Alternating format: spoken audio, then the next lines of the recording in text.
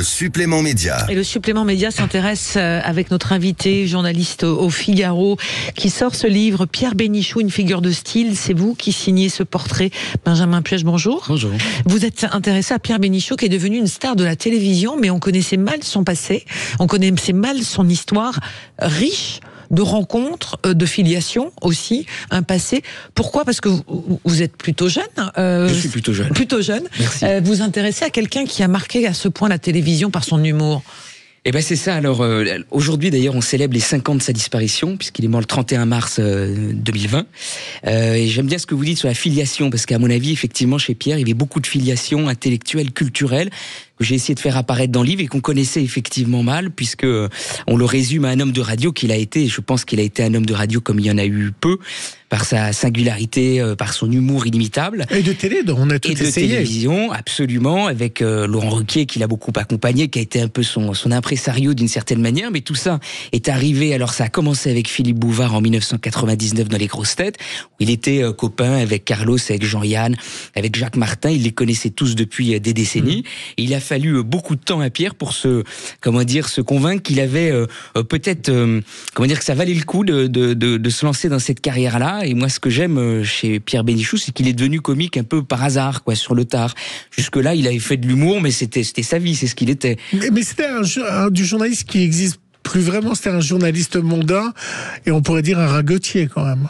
Alors un ragotier, moi je le dirais pas comme ça, je le dirais dans le côté observateur. Et d'ailleurs, il a été au Nouvel Obs depuis de 68 jusqu'en 2014. C'est que je crois que ça le définit bien. Il aimait tout.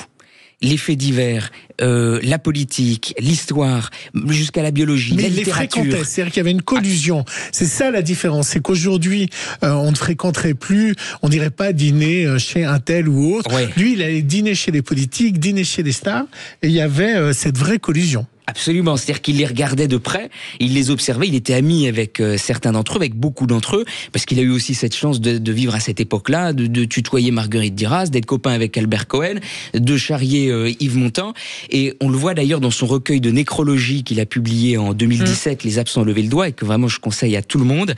C'est parce qu'il les avait si bien connus qu'il a décidé de faire ces portraits-là avec, selon moi, une sensibilité rare. C'est ça qui m'a convaincu en fait d'écrire ce livre. Et j'aimais bien justement, pour ce livre, il a été chez Laurent Ruquier dans Tout le monde en parle, il était l'invité de Laurent Ruquier. Il a expliqué quand même qu'il n'aimait pas ce monde, et il a un peu témoigné, on a un peu découvert sa personnalité dans cette interview qui date des années 90, 95, non. 2000. Non, on n'a pas l'extrait. On n'a pas l'extrait. Ah bon, on n'a pas l'extrait. Mais je peux vous dire ce qu'il disait dans cet extrait. Il disait, il n'y a pas de grande gentille vedette. Ça, il y croyait pas. Ce que disait Trenet, il connaissait les ridicules de ce monde-là, et dans ses nécros, d'ailleurs, il les identifiait, ouais. Il y allait un peu au scalpel là-dessus. Alors, on rappelle aussi que c'était... Alors, on a l'extrait, on a l'extrait. Le type qui a été le plus fort dans la dénonciation des beaufs était beauf aussi, à 20%.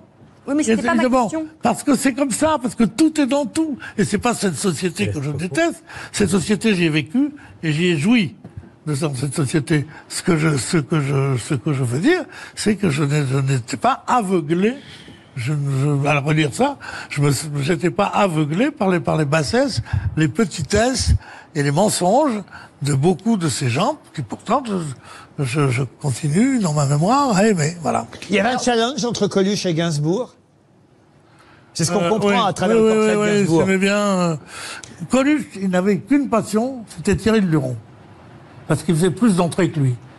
C'est ce dont je vous parlais dans la première partie. Il détestait à la fois ce monde de célébrités et de stars, et à la fois il les côtoyait. Tout à fait. Je crois qu'en fait, ça a été son théâtre, sa comédie. Et sa comédie humaine, qui rejoignait quasiment chaque soir, puisque c'était un octambule, où il plaisait, parce qu'il avait un talent fou, je crois. Alors, est-ce que ce talent était tellement important que c'est aussi ça qui l'a empêché de faire davantage ailleurs? C'est possible. Est-ce qu'il était coincé lui-même dans ce théâtre-là? Peut-être. Et je trouve que il y avait une phrase intéressante où il parlait de chez Lippe. Il avait son rond de serviette chez Lippe. Et un jour... Alors pour nos auditeurs, Lippe, c'est une brasserie célèbre à Paris, Paris où se rendait le Tout Paris. Le Tout Paris, absolument. Et après la marque de montre aussi, qui avait été montée par la montre. Et donc, boulevard Saint-Germain, et le consul lui avait dit, mais Lippe, ce n'est que le paraître. Et il lui avait répondu que c'était vrai, mais que comme il n'avait toujours pas trouvé l'être au menu des restaurants, il continuerait de fréquenter chez Lippe. Alors on rappelle quand même que son père était prof de philo, ami proche de Camus, son oncle Paul était un historien de littérature et qui était reconnu aussi en tant que tel pour ça. Sa mère est la sœur de Georges Dayan, qui fut le meilleur ami de François Mitterrand, donc on voit qu'il baignait, et quand il peut les critiquer, c'est parce qu'aussi il vient de ce milieu-là, peut-être. Oui, je crois qu'il le voyait de très près, et notamment François Mitterrand, qu'un personnage, lui, il pensait qu'il serait jamais président de la République. Pourquoi ? Parce qu'il le connaissait trop. Comme on connaît si bien, j'imagine, de si près ces personnages, on voit trop les travers. Oui, est-ce que ça fait qu'il les a critiqués et qu'en même temps, ça a limité son ambition ? Peut-être. Voilà, que quand il est pas né dans des draps de soie, on peut pas dire ça.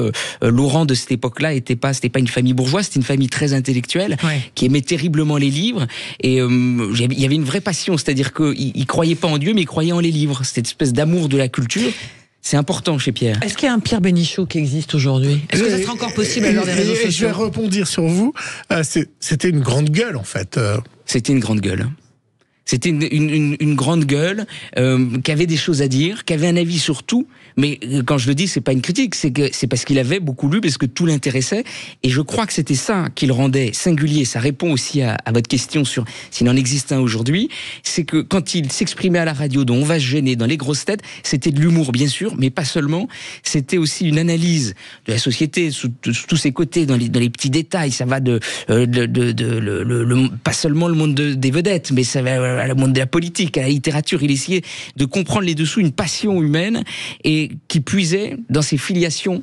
Et je ne pense que, voilà, c'est un homme qui a beaucoup vécu, et donc qui avait un regard et un humour singulier. Mais qui ne pourrait plus exister à notre époque, puisque c'était quand même de l'humour très misogyne, et il avait un regard sur les femmes qui était, on va dire, très patriarcal, non ? Alors, comme pour citer Pierre Bénichou, il disait toujours grossier, jamais vulgaire. Alors voilà, où était la limite entre la misogynie, le truc ? Bien sûr qu'il y en avait un petit peu, mais c'est ce que me disait, il y en avait, bien sûr, quand on regarde sur le papier, ça le faisait, mais c'est ce que me disait Philippe Geluck. Il me disait, c'est étonnant, à la fois, il pouvait faire des blagues, on avait honte de rire.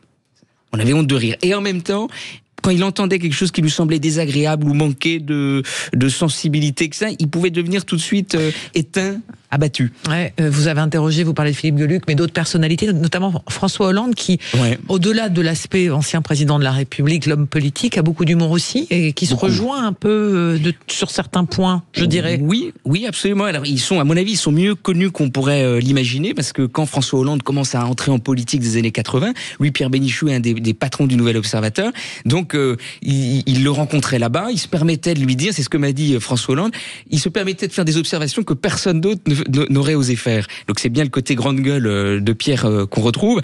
Et oui, je crois cette espèce de dérision comme mode de vie, pour pas dire philosophie de vie, mais au moins comme mode de vie, je crois que c'est un point commun entre les deux. Benjamin Puech, vous êtes journaliste média au Figaro, donc je vais poser une question média parce que vous êtes dans une émission média. C'est la petite cerise qui n'était pas prévue. Aujourd'hui et demain, France Télévisions est en grève.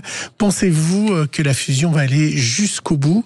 Qu'est-ce que vous pouvez nous dire sur cette grève actuellement on rappelle dans à le nos service auditeurs, public. Grève, fusion. Grève, ça veut dire qu'on travaille pas. Mais pourquoi il y a grève ? Parce qu'il y a effectivement le projet de loi qui va être présenté par la ministre de la Culture, de fusion entre l'audiovisuel public, la radio et la télévision, France Télévisions et Radio France. Alors, ce qu'elle va donner, je serais bien incapable... L'ORTF, en fait, on va faire. Ce que je serais bien incapable de vous dire où est-ce que ça va mener. Tout ce que j'imagine, c'est que ce sont des turbulences qui vont être prises en compte, qui vont marquer. La question, c'est de savoir jusqu'où vont aller ces turbulences. Et je crois que là, je viens de faire une langue de bois superbe. Gilles. Et parce que vous n'avez pas travaillé dessus. Elle sera seule candidate à sa réélection ou pas ? Est-ce que Delphine Ernotte, alors ce qu'elle m'a dit ce matin, non, elle m'a rien dit ce matin. Est-ce qu'elle sera candidate à ses réélections ? En tout cas, la seule chose que je sais selon les bruits qui courent, c'est qu'il y a beaucoup de candidatures. Voilà. Ah, ça c'est bien parce que tout le monde dit personne ne veut y aller en coulisses. On veut toujours aller à des postes pareils, même à la nage. mais c'est du Bénichou, ça. Voilà. Mais ça sera de courte durée, parce que lorsque la fusion sera annoncée... Si fusion il y a pas de dissolution avant, mon ami. Et après, oui. Et oui. Ne discutez pas. Hein. Et après, il y aura évidemment l'élection d'une nouvelle présidente pour le nouveau groupe. Voilà, on vous recommande chaudement ce portrait signé par notre invité Benjamin Puech, journaliste au Figaro, Pierre Bénichou, une figure de style, savoureux. Si vous avez aimé Pierre Bénichou, mais si vous voulez aussi connaître les coulisses de ces personnes qui ont fait les médias, finalement, on vous recommande ce livre. Merci beaucoup, Benjamin.